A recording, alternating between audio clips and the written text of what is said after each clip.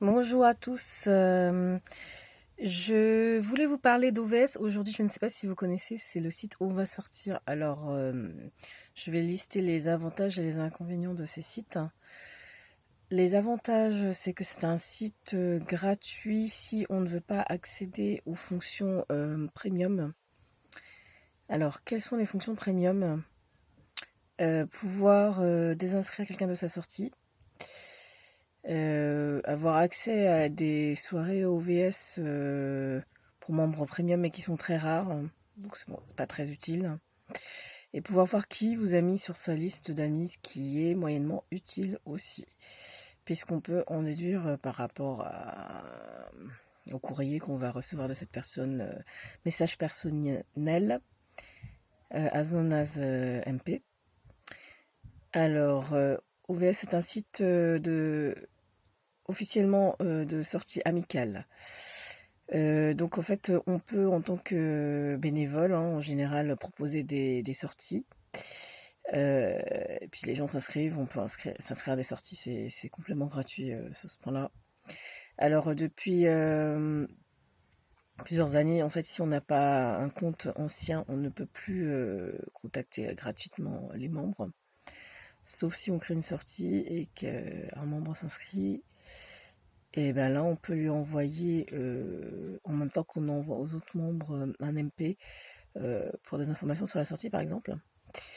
Alors, ce que je n'aime pas sur OVS, c'est le fait que si on ne veut pas que quelqu'un participe à notre sortie, on ne peut pas le désinscrire gratuitement. C'est-à-dire que des fois, je vois des profils louches, comme on dit. Des fois, ça se voit sur la photo qu'il y a quelque chose qui va pas, puis mais sur le profil de la personne, on voit qu'elle fait, comment dire, faux bon pas mal de fois aux gens quand elle s'inscrit. Autre chose que je n'aime pas, comme sur pas mal de sites de ce genre, enfin, surtout celui-là, il y a beaucoup d'hommes qui se croient sur un site de rencontre gratuit, puisqu'en fait, ce sont des hommes qui souvent ne veulent pas payer pour des sites de rencontre, donc en fait, ils se servent d'OVS pour faire des rencontres amoureuses ou autres gratuitement.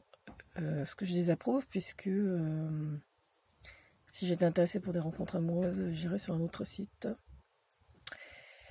Et en plus, je pense qu'il y a beaucoup de gens du coup qui enlèvent leurs photos, surtout des femmes, leur âge, etc., lieu d'habitation, parce qu'elles n'ont pas envie d'être importunées.